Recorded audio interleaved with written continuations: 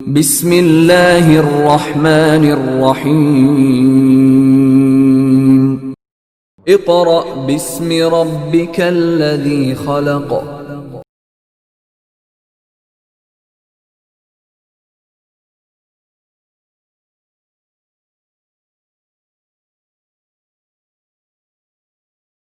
Bismillahirrahmanirrahim.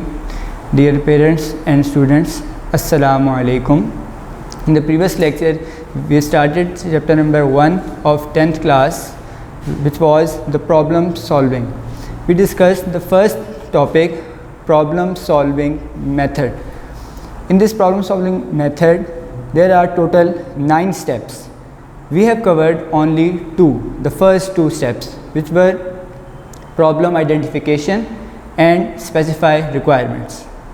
हमने 2 steps बेटा cover कर लिए थे।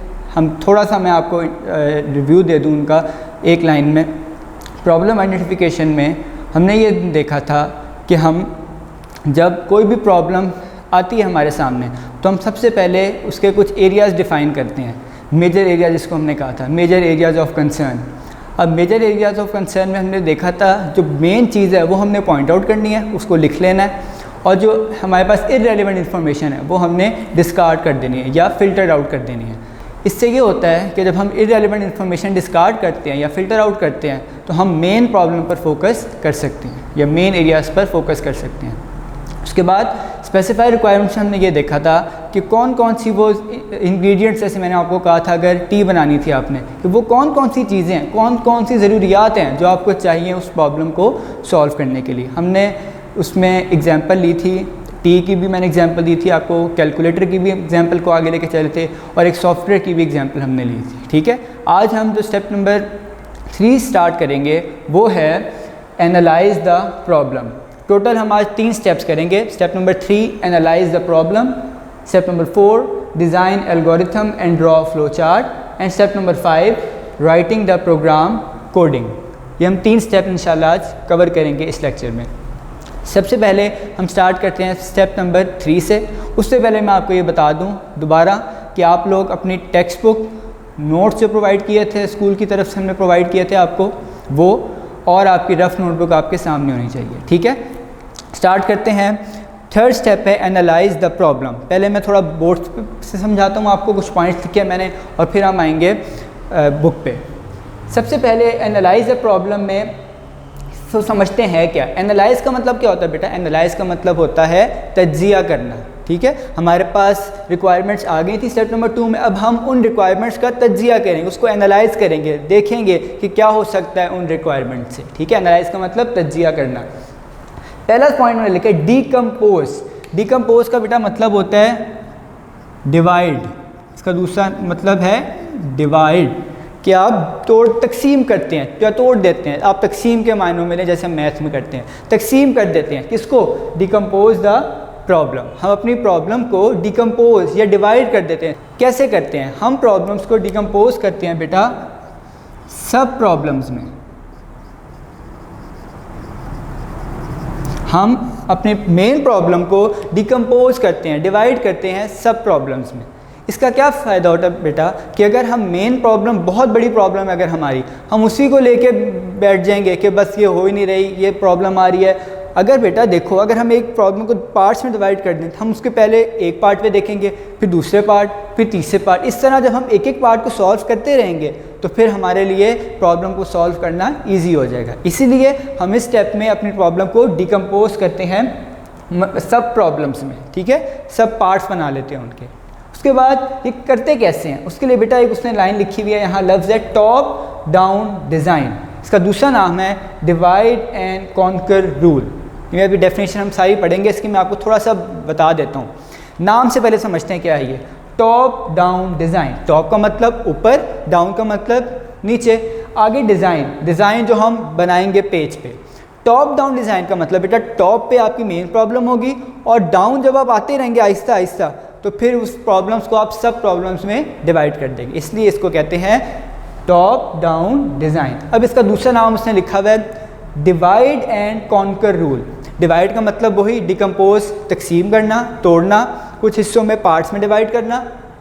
आगे कॉन्कर रूल, कॉन्कर का वैसे मतलब होता है बेटा फतह करना, कि हम किसी चीज़ को कहते हैं कि इसने ये कला फतह किया, तो इसलिए हम उसको कॉन्कर कहते हैं, ठीक है। अब यहाँ पे कॉन्कर का मतलब क्या है, यहाँ पे बेटा मतलब है कि आप जब प्रॉब्लम्स को डिवाइड करते हैं, सब प्रॉब्लम्स में डिवाइड करते हुए जिस प्रॉब्लम का आपका सोल्यूशन मिल गया आपको, तो उसको आप क्या कर लें, कॉन्कर कर लें, फतह हासिल कर लें, या उसको बिल्कुल साइड पे लिख लें, ये प्रॉब्लम मेरी सॉल्व हो गई है। इसका मतलब है डिवाइड एंड कॉन्कर। आपने डिवाइड किया टॉप से नीचे आते हुए ऐसा ऐसा प्रॉब्लम्स को सब प्रॉब्लम्स में, उसके बाद आपने उसको कॉन्कर भी किया, जो जो प्रॉब्लम सॉल्व होती गई उस पर आपने लिख दिया सॉल्व या कॉन्कर्ड, ठीक है। तो इसका मतलब है top down design, divide and conquer rule. उसके बाद बेटा लास्ट में मैंने लिखा हुआ यहाँ 5 क्वेश्चंस, के 5 क्वेश्चंस क्या हैं बेटा इसमें, ये असल में इसने बुक में 5 क्वेश्चंस दिए हैं पेज नंबर 2 पे, कि ये 5 प्रॉब्लम जो क्वेश्चन है ये आपके जहन में आएंगे जब आप किसी भी प्रॉब्लम को एनालाइज करेंगे। सिर्फ ये 5 क्वेश्चन नहीं, और भी बहुत से हैं, लेकिन ये उसने इस बुक के बताए हुए हैं कि हम मेन जो 5 क्वेश्चन ये तो लाजमी हमारे जहन में आएंगे। वैसे थोड़े से बता देता हूँ, बाद में हमने बुक से तो पढ़ना ही है। उसमें कुछ क्वेश्चन बेटा उसने इस तरह पूछे हुए हैं कि क्या हम प्रॉब्लम को डिवाइड कर भी सकते हैं सब प्रॉब्लम्स में कि नहीं। दूसरा कहता है कि क्या एक जो प्रॉब्लम है उसका एक ही सोल्यूशन है या मल्टीपल सोल्यूशन है। ये हमने पिछले लेक्चर में बात की थी कि एक लेक्चर के मल्टीपल सोल्यूशन हो सकते हैं, बल्कि होने चाहिए, ताकि अगर एक पे हम ना सही वर्क कर सके तो हम दूसरे पे तो पहुँचे ना, ठीक है। तो इसीलिए, और तीसरा सवाल उसने पूछा है कि क्या वो प्रॉब्लम कंप्यूटर पे सॉल्व हो सकती है। एक और सवाल पूछता है वो कि इस प्रॉब्लम की इनपुट और आउटपुट क्या होंगी, वो भी इस क्वेश्चन में पूछता है। उस इनपुट और आउटपुट के बारे में थोड़ा आगे आज पढ़ना है एल्गोरिथम और फ्लो चार्ट में, ठीक है। सबसे पहले अब हम आते हैं, ये पॉइंट्स हमने डिस्कस कर लिए 3 पॉइंट्स, 5 क्वेश्चन में से मैं आपको 3 से 4 बता चुका हूँ। अब हम आते हैं बुक पर, ठीक है। पेज नंबर 2 1.2.3 टॉपिक का नाम है analyse the problem. At this stage, the problem is decomposed into sub problems. ये मैंने आपको बता दिया, डिकम्पोज का मतलब divide. Rather on concentrating the bigger problem as a whole, rather on का मतलब बजाय के, इसके बजाय, ठीक है। Concentrating क्या आप फोकस करें एक ही प्रॉब्लम पे, the bigger problem as a whole एक ही वक्त में या पूरे उसको। We try to solve each sub problem separately. हम हर सेपरेटली सॉल्व करना चाहते हैं अपनी सब प्रॉब्लम। हम क्या करते हैं बेटा, सब प्रॉब्लम जो मैंने कहा था डिवाइड करते हैं, उसको हम क्या करते हैं सेपरेटली सॉल्व कर लेते हैं ताकि हमारे लिए इजी हो। Next, this leads to a simple solution. इससे क्या होता है बेटा, एक सिंपल सोल्यूशन हमारा निकल आता है। This technique is known as top down design. ये जो टेक्निक है एक बड़ी प्रॉब्लम को छोटी प्रॉब्लम्स में डिवाइड करना है, इसको कहते हैं टॉप डाउन डिज़ाइन, यही उसने कहा है। This technique is known as top down design, also called divide and conquer rule. Here we may ask certain questions to approach the right solution. अब उसने आगे नीचे क्वेश्चंस पूछे हैं, मैं एक बार रीड कर रहा हूँ। Question number 1, how many solutions are there to the given problem. एक प्रॉब्लम के कितने सोल्यूशन हम सोचते हैं, एनालाइज करते हैं। Which one is the best solution, इसमें से बेस्ट कौन सा है, ये मैंने आपको पहले लेक्चर में बात बताई थी। Can the problem be solve on a computer, क्या प्रॉब्लम सॉल्व हो सकती है कंप्यूटर पे। Question number 4, what are input and output. इसमें इस प्रॉब्लम में क्या इनपुट होगी और क्या आउटपुट होगी, मैं भी आपको सब क्वेश्चन की एग्जाम्पल से समझाता हूँ। Number 5, how can the bigger problem be divided into sub problem. ये हमने शुरू में बता दिया था हमने आपको कि एक बड़ी प्रॉब्लम को छोटी प्रॉब्लम्स में कैसे डिवाइड करते हैं। अब हम आते हैं कि क्वेश्चन पे साथ साथ एग्जाम्पल को सोचते हैं कि क्या हम इसको अप्लाई कर सकते हैं। क्वेश्चन नंबर 1 था, how many solutions are there to the given problem. कितने सोल्यूशन हो सकते हैं एक प्रॉब्लम के, ठीक है। अब मैं आपको एक छोटी सी मिसाल हम डेली लाइफ से लेते हैं और फिर हम कंप्यूटर से कोई मिसाल लेते हैं। बेटा देखें, फ़र्ज़ करें आप लोगों ने अपने किसी फ्रेंड के या किसी रिलेटिव के घर जाना है, आपको उनका एड्रेस पता है। अब घर जाने के लिए क्या एक रास्ता होता है, नहीं, मल्टीपल रास्ते होते हैं, लेकिन आप वो चूज़ करते हैं जो शॉर्टकट जिसको आप कहते हैं छोटा रास्ता होता है, ठीक है। अब हम जहन में जब घर से निकलेंगे हम सोच के रखते हैं कि अगर एक रास्ता में मैं जा रहा हूँ और आगे ट्रैफिक जैम या कोई भी प्रॉब्लम हो तो मैं दूसरे रास्ते पे जाऊँगा। इसका मतलब आप एक प्रॉब्लम को सॉल्व करने के लिए उसके मल्टीपल सोल्यूशन सोच रहे हैं, ठीक है। अच्छा, अब हम आते हैं सॉफ्टवेयर की एग्जांपल पे। कोई भी बेटा सॉफ्टवेयर बनवा रहे हैं, हम स्कूल के सॉफ्टवेयर बनवा रहे हैं, वहाँ पे हमने एक प्रॉब्लम है हमें कि एक बच्चे का रिज़ल्ट हमने निकालना है कि उसके इतने सब्जेक्ट्स में अगर 50% मार्क्स से कम है तो उसका ग्रेड होगा F, ठीक है, ये हम सोच रहे हैं। तो हम क्या करेंगे, हम उसकी मल्टीपल सोल्यूशन बना रहे हैं कि अगर उस बच्चे के स्टूडेंट के मार्क्स 50% से कम हो तो वो होगा फेल, और अगर 50% से ज़्यादा हो तो वो क्या होगा बेटा, पास। तो हमने दो रास्ते बनाए, एक फेल और दूसरा पास। और भी बहुत सी इस तरह की एग्जाम्पल्स हो सकती हैं, ठीक है। क्वेश्चन नंबर 2 था विच one is the best solution. इसमें से हम देखेंगे कि बेस्ट सोल्यूशन कौन सा है। जैसे वो एड्रेस जो आपने घर जाना था किसी के, वो वाली एग्जांपल में बेस्ट क्या होगा, जहाँ पे ना ट्रैफिक हो और ना वो रास्ता बहुत लंबा हो, ठीक है, वो हमारा बेस्ट सोल्यूशन हो जाएगा। Can the problem be solve on a computer, क्या वो प्रॉब्लम कंप्यूटर पे सॉल्व हो सकती है। ये अब बेटा फ़िलहाल हमारी पहली वाली एग्जांपल पे तो नहीं हो सकता, लेकिन उसमें भी एड्रेस वाली एग्जांपल में भी कम से कम मोबाइल में हम यूज़ कर सकते हैं। गूगल मैप की मदद से हम देखेंगे कि क्या ये रास्ता ओपन है या नहीं है, ट्रैफिक है या नहीं है, तो थोड़ा सा इसमें अप्लाई हो गया कंप्यूटर, ठीक है। उसके बाद हम देखेंगे कि जो हमारी सॉफ्टवेयर वाली एग्जाम्पल है उसमें तो लाजमी कंप्यूटर यूज़ हो रहा है, ठीक है। तो कुछ प्रॉब्लम्स में कंप्यूटर यूज़ हो सकता है और कुछ नहीं हो सकता, ठीक है, कुछ में नहीं हो सकता।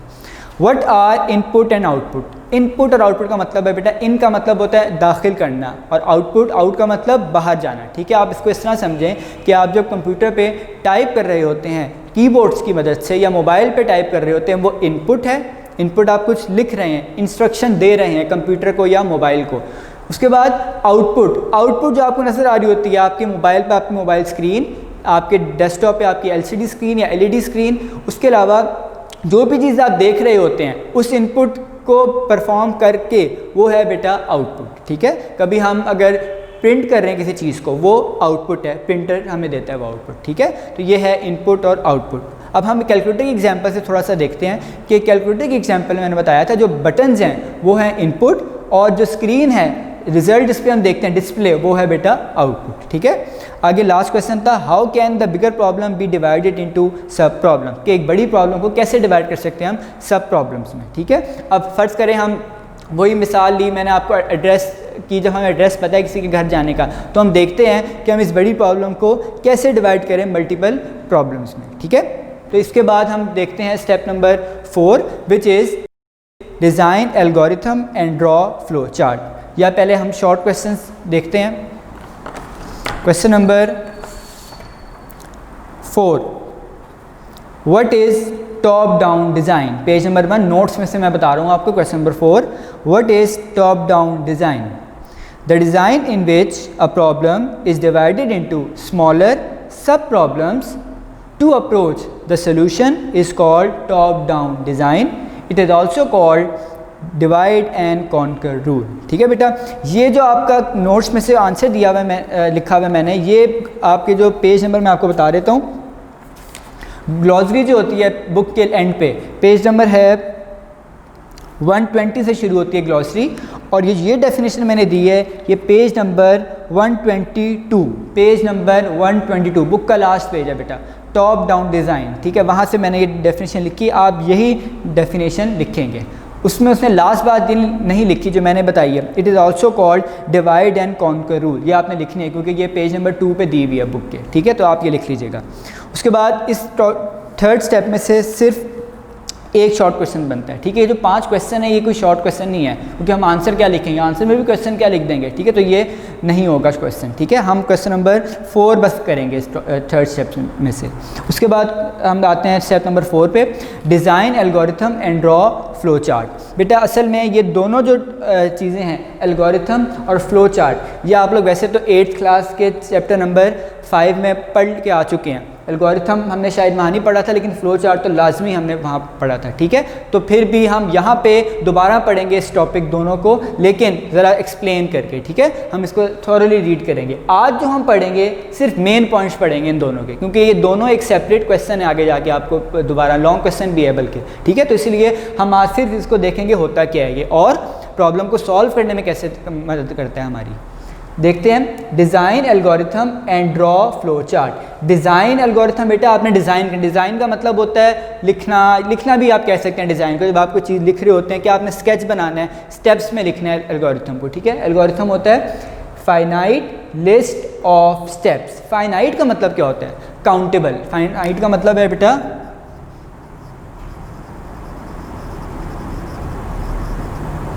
काउंटेबल, ठीक है, जिनको आप काउंट कर सकते हैं। जैसे आपने मैथ में पढ़ा होगा फाइनाइट सेट, इनफाइनाइट सेट, ठीक है। तो इसलिए फाइनाइट का मतलब काउंटेबल। लिस्ट ऑफ स्टेप्स, हम स्टेप्स की लिस्ट बनाते हैं कि हम क्या क्या इस प्रॉब्लम को सॉल्व करने के लिए करेंगे, ठीक है। आगे लिखा हुआ उसने 3 स्टेप्स ऑफ एल्गोरिथम। अब बेटा उसने कहा है कि कम से कम 3 स्टेप्स एल्गोरिथम परफॉर्म करता है, उसमें से 2 तो मैं आपको पहले ही बता चुका हूँ, दोबारा देख लें। Number 1 input, number 2 processing, number 3 output. Input में मैंने आपको बताया जब आप कोई चीज़ इनपुट कर रहे होते हैं कंप्यूटर में, इन कर रहे होते हैं, उसको कहते हैं इनपुट, जैसे आप कीबोर्ड या माउस से करते हैं। प्रोसेसिंग, प्रोसेसिंग बेटा कौन करता है? आपका प्रोसेसर, जो कहाँ पे होता है? CPU में, सेंट्रल प्रोसेसिंग यूनिट में, ठीक है। सब प्रोसेसिंग उसने करनी है। आउटपुट, आउटपुट आप किस पे देखते हैं? स्क्रीन पे या आप डिस्प्ले पे, ठीक है, ठीक है। इनपुट हम कैसे दे रहे थे? हम कीबोर्ड की मदद से दे रहे थे या माउस की मदद से दे रहे थे, ठीक है। हम ये 2 चीज़ें लिखी थी इसमें। डिस्प्ले की जगह आप एक और काम भी कर सकते हैं, डिस्प्ले के साथ आप प्रिंटर भी लिख सकते हैं वैसे, क्योंकि जो प्रिंटर है वो भी एक आउटपुट डिवाइस है, ये भी हमें आउटपुट प्रोवाइड करता है, ठीक है।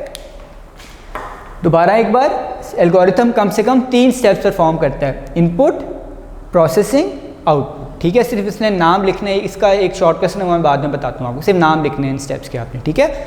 आगे देखते हैं, नेक्स्ट में लिखा हुआ है डेस्क चेकिंग, और उसके बाद मैंने लिखा है प्रोग्राम। पहले प्रोग्राम समझ लें, उससे आपको इजी हो जाएगा थोड़ा सा डेस्क चेकिंग को भी समझना। प्रोग्राम वैसे आपने बहुत डेफिनेशन बेटा पढ़ी होगी छोटी क्लासों में भी, यहाँ भी तकरीबन वही डेफिनेशन है, बस थोड़े वर्ड्स आगे पीछे हो जाते हैं, ठीक है। प्रोग्राम हम देखते हैं क्योंकि इस बुक में हमने प्रोग्रामिंग ही करनी है, जो प्रोग्राम की मदद से ही होती है, ठीक है। प्रोग्राम क्या है? Set of instructions to solve a particular problem. Set का मतलब एक से ज़्यादा, इंस्ट्रक्शंस हिदायत जो आप देते हैं किसको? कंप्यूटर को, क्या करने के लिए?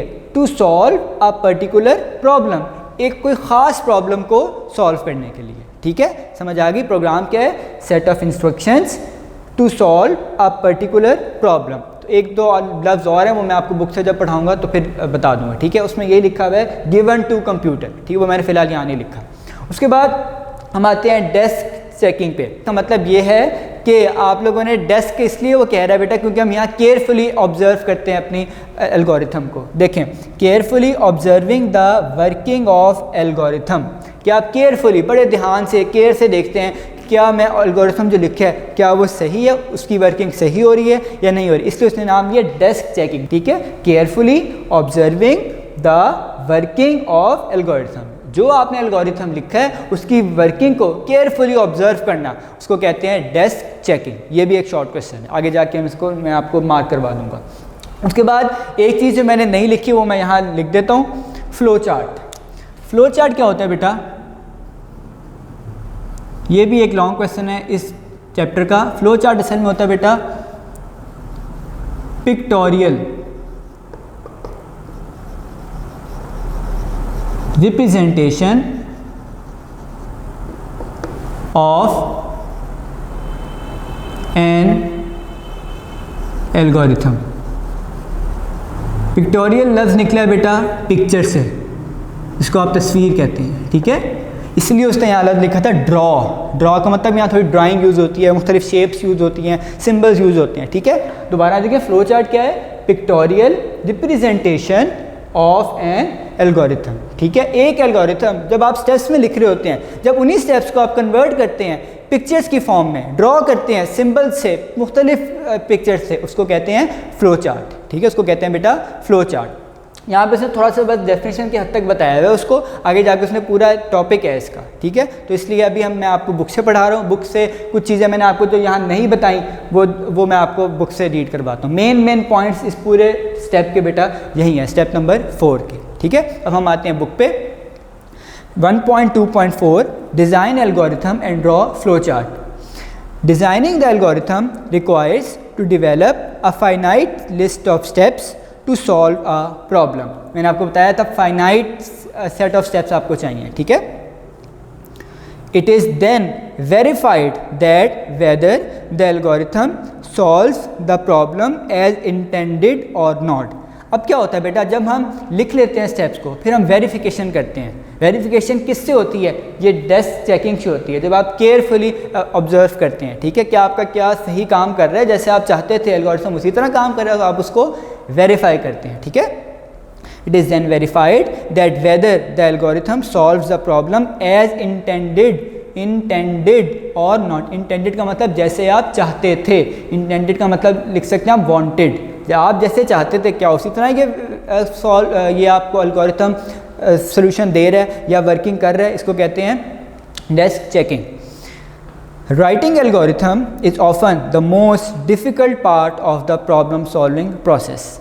सबसे मुश्किल बेटा पार्ट है ये एल्गोरिथम लिखना प्रॉब्लम सॉल्विंग मेथड का। क्यों? क्योंकि इसी की बेस पे आगे आपने फ़्लो चार्ट को लेके चलना होता है। पहले एल्गोरिथम लिखा जाता है फिर उसका फ़्लो चार्ट बनता है, ठीक है। तो ये बहुत मेन स्टेप है और थोड़ा डिफ़िकल्ट भी है। Most computer algorithms perform at least following 3 steps. ये 3 स्टेप्स ये वाले हैं, ठीक है। Step number 1 gate data input, जिसको मैंने यहाँ इनपुट लिखा था। गेट डाटा मतलब डाटा लेना, मतलब डाटा लेना का मतलब यहाँ पे है कि कंप्यूटर डाटा लेता है, हम तो कंप्यूटर पे एंटर करते हैं ना डाटा को। गेट डाटा वहाँ एल्गोरिथम की बात हो रही है कि वो डाटा लेके आता है, या कंप्यूटर की बात हो रही है। Gate data input. Number 2 perform computation, bracket में लिखा है उसने प्रोसेसिंग, ठीक है। तो प्रोसेसिंग और कंप्यूटेशन एक की बात है, ठीक है। Number 3 display results output. ये मैंने आपको बात बताई, जब आप इनपुट देते हैं फिर प्रोसेसिंग होती है और फिर उसके बाद हम आउटपुट लेते हैं किस पे, डिस्प्ले पे या प्रिंटर पे, ठीक है। Next paragraph, once the algorithm has been designed it should be verified through desk checking. जब एक बार डिज़ाइन हो गया बेटा तो हम किससे वेरीफाई करते हैं उसका? डेस्क चेकिंग से, ठीक है। वही बात की है उसने। Desk checking is an important part of algorithm design that is often overlooked. अब इस पार्ट को क्या करते हैं बेटा, डेस्क चेकिंग वाले पार्ट को ना हम ज़्यादातर ओवरलुक कर देते हैं, नज़रअंदाज कर देते हैं, हम उसकी कोई अहमियत नहीं रखते, लेकिन ये बहुत इंपॉर्टेंट स्टेप है। डेस्क चेकिंग में तो हमने केयरफुली ऑब्जर्व करना है एल्गोरिथम को। अगर यही स्टेप नहीं हम करेंगे तो हम आगे प्रॉब्लम को सॉल्व नहीं कर सकेंगे। लाइन नंबर 3 पढ़ रहा हूँ। To desk check an algorithm we must carefully perform each algorithm step just as a computer would do. जैसे कंप्यूटर करेगा उन स्टेप्स को हम भी उसी तरह करते हैं अपने पेज पे, या जब हम डेस्क पे बैठ के काम करते हैं हम उसी तरह जैसे कंप्यूटर करेगा, हम सोचते हैं हम कंप्यूटर हैं, हम उसी तरह कोशिश करते हैं उस एल्गोरिथम को सॉल्व करने की, मतलब एक एक स्टेप को सॉल्व करने की।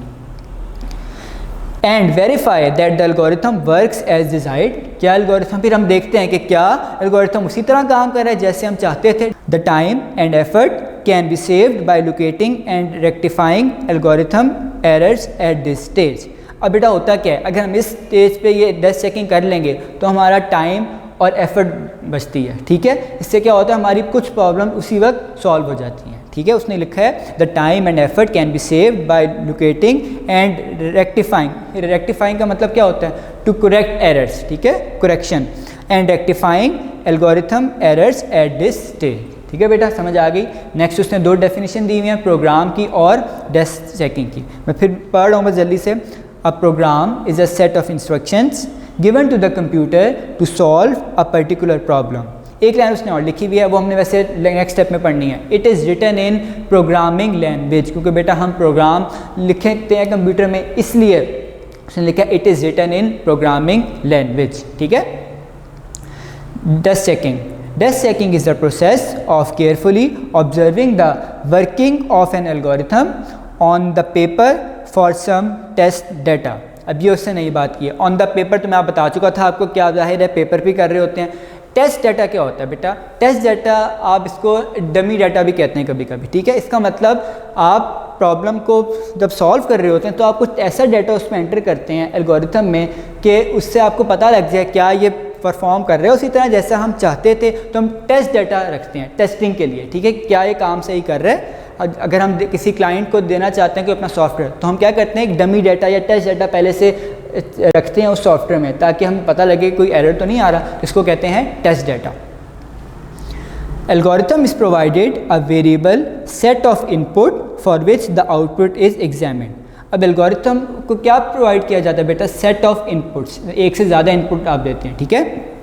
वेरिएबल सेट ऑफ इनपुट का मतलब क्या है? वेरिएबल का मतलब होता है बेटा, आपने पढ़ा होगा मैथ में, वेरिएबल और कांस्टेंट, ठीक है। कांस्टेंट का मतलब जिसकी वैल्यू चेंज नहीं होती, वेरिएबल लफ्ज़ वेरी से निकला है, चेंज वो कंप्यूटर में वैल्यूज़, यानी जिनकी जब आप प्रोग्राम लिख रहे होते हैं तब जिनकी वैल्यू चेंज होती है उनको कहते हैं हम वेरिएबल्स, ठीक है।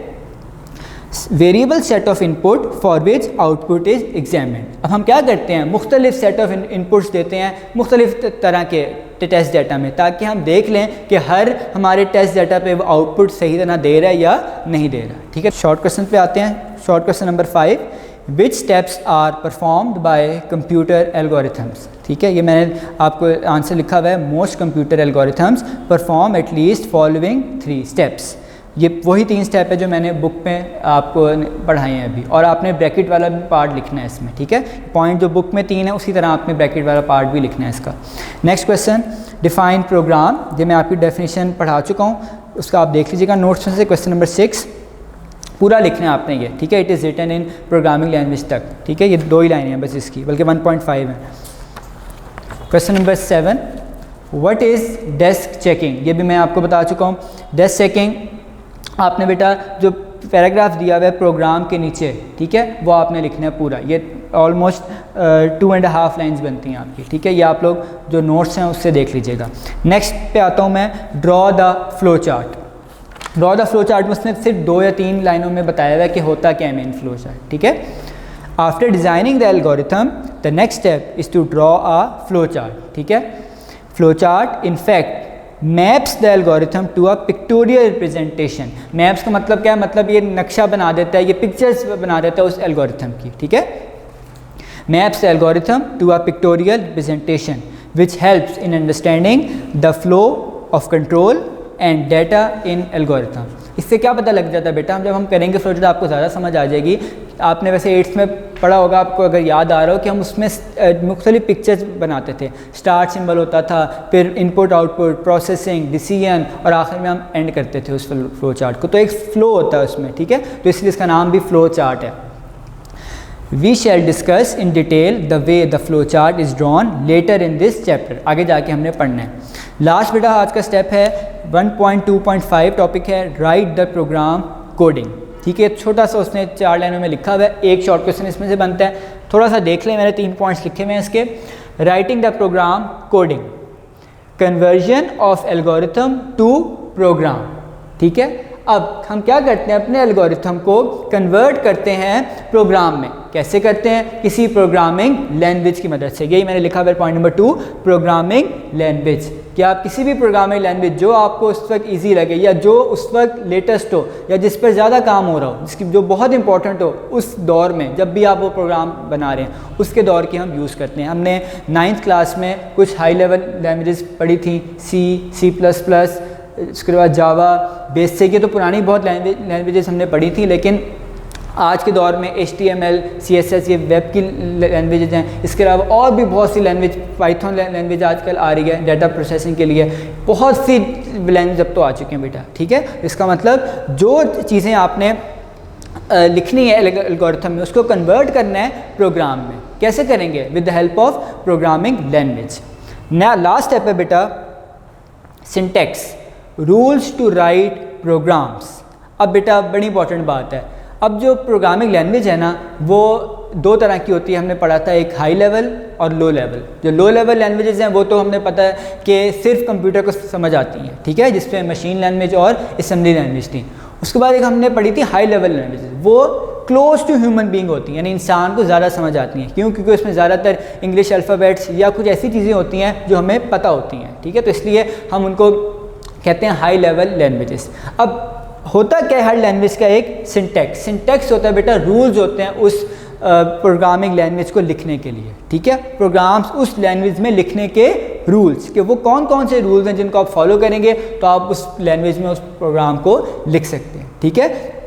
अब यहाँ पे क्यों रूल्स दिए गए बेटा, देखो प्रोग्रामिंग लैंग्वेज असल में तो लैंग्वेज है ना, आपकी इंग्लिश के भी अपने रूल्स हैं, टेंसेज हैं, डायरेक्ट इनडायरेक्ट, बहुत सी चीज़ें होती हैं, वर्ब, नाउन, पता नहीं क्या क्या हम इंग्लिश में पढ़ते हैं। वो एक लैंग्वेज की बेटा पूरी एक स्ट्रक्चर होता है, तो उसको हमें फॉलो करना पड़ता है। उर्दू के भी अपने रूल्स हैं, अरेबिक के, इस तरह हर लैंग्वेज के अपने रूल्स होते हैं। तो यहाँ प्रोग्रामिंग लैंग्वेज के भी अपने रूल्स हैं, तो वो क्या क्या कहलाते हैं? Syntax of that particular programming language. ठीक है, अब हम आते हैं इसको बुक से पढ़ते हैं।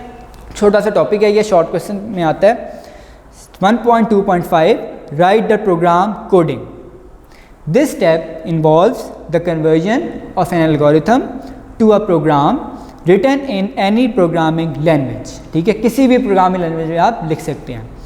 For this purpose the programmer must know the syntax of the programming language chosen. इसका मतलब जो आप प्रोग्रामिंग लैंग्वेज चूज़ कर रहे हैं, इख्तियार कर रहे हैं, आप उसको पसंद कर रहे हैं, आपको उसका सिंटैक्स पता होना चाहिए। ठीक है, the grammatical rules of a programming language to write programs are referred to as syntax of that programming language। Grammatical rules क्यों कहा? मैंने आपको भी बताया, इंग्लिश में जैसे हम ग्रामर में देखते हैं चीज़ें, तो यहाँ उसने कहा है ग्रामेटिकल रूल्स। ठीक है, यहाँ तो वो ग्रामर नहीं होती, लेकिन उसने बताया हुआ है ताकि समझ आ जाए कुछ खास रूल्स होते हैं बेटा उस लैंग्वेज को लिखने के लिए। ठीक है, किसी में कैपिटल से लिखना पड़ता है, किसी में स्मॉल से, किसी में नंबर साइन नहीं आना चाहिए, वेरिएबल्स के बहुत से रूल्स हैं बेटा, इस तरह हर लैंग्वेज के अपने अपने। ठीक है, तो इसलिए हर लैंग्वेज के जो रूल्स हैं उनको क्या कहा जाता है? Syntax of that particular programming language. ठीक है, अभी एक शॉर्ट क्वेश्चन हमारा इसमें कंप्लीट हुआ है। Question number 8, define syntax of programming language. The grammatical rules of the programming language to write programs are referred to as syntax of that programming language. ठीक है, आज बेटा हमारे क्वेश्चन नंबर 4 से लेके क्वेश्चन नंबर 8 तक कंप्लीट हो गए शॉर्ट क्वेश्चन नोट्स के। ठीक है, अब इसमें कुछ जो क्वेश्चन है उसके आंसर आपको उसी बुक से मिलेंगे, मतलब जो बुक का पेज आप पढ़ रहे हैं, कुछ के आंसर ग्लॉसरी में मिलेंगे। तो आप लोग दोनों जगह देख लीजिएगा, या तो ग्लॉसरी में से इसका आंसर मिल जाएगा आपको किसी क्वेश्चन का, या वो प्रोवाइड किया ही गया होगा टेक्स्ट बुक के पेज पे। ठीक है, जो आप टॉपिक देख रहे हैं। ठीक है, अब हम बेटा नेक्स्ट जो टॉपिक होगा हमारा, वो हम लास्ट 4 स्टेप्स हमारे रह गए हैं। Step number 6, step number 7, step number 8, step number 9, total 4 steps हैं, और कोशिश करेंगे हम ये 4 स्टेप नेक्स्ट जो हमारा लेक्चर होगा उसमें कवर कर लें, ताकि हमारे पूरा मेन टॉपिक है ये इस चैप्टर का वो कंप्लीट हो जाए। ठीक है, आज के लेक्चर में आपको कोई भी प्रॉब्लम हो तो जैसे मैंने आपको पिछले लेक्चर में बताया था, आप लोग स्कूल के व्हाट्सएप नंबर पर इमेज, वॉइस या टेक्स्ट मैसेज की फॉर्म में हमें अपनी क्वेरीज भेज सकते हैं। ठीक है, आपको इंशाल्लाह उसी वक्त जवाब दिया जाएगा, या फिर नेक्स्ट लेक्चर जब मेरा स्टार्ट होगा इंशाल्लाह तब मैं उसके स्टार्ट में उसका आंसर दे दूँगा। ठीक है, आज के लिए इतना ही। अल्लाह हाफ़िज़।